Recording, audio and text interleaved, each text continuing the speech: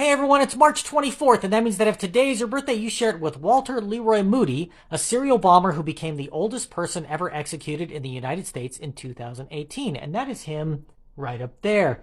Born in 1935, Moody grew up in a small town in rural Georgia, spending his free time tinkering with machinery, according to the New York Times. I can't find many details about his childhood, but he graduated high school in 1953 and served in the military until 1961. Upon his discharge, he pursued a career as a neurosurgeon, but his grades weren't good enough to get into medical school, and he took some classes in the law but never graduated.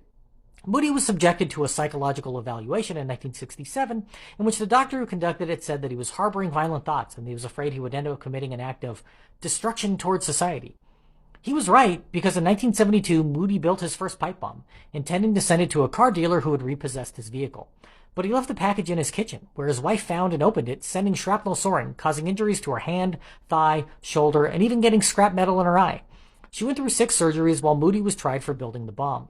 He was convicted of possession of the weapon, but not for its construction, and went away for 3 years to the Atlanta penitentiary, where he lived when his wife understandably filed for divorce.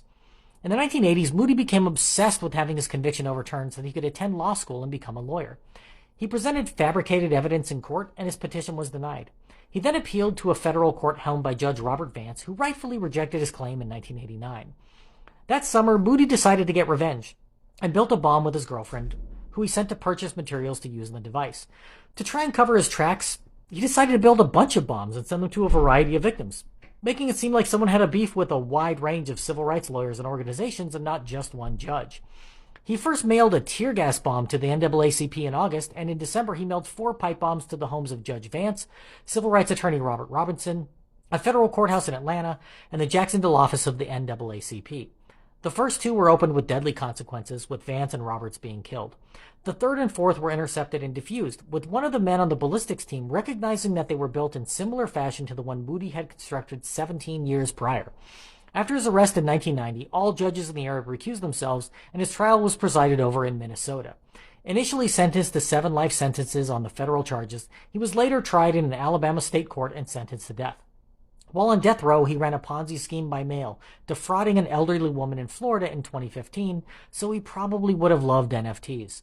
His sentence was carried out in 2018, when at the age of 83 he became the oldest person ever executed in the United States.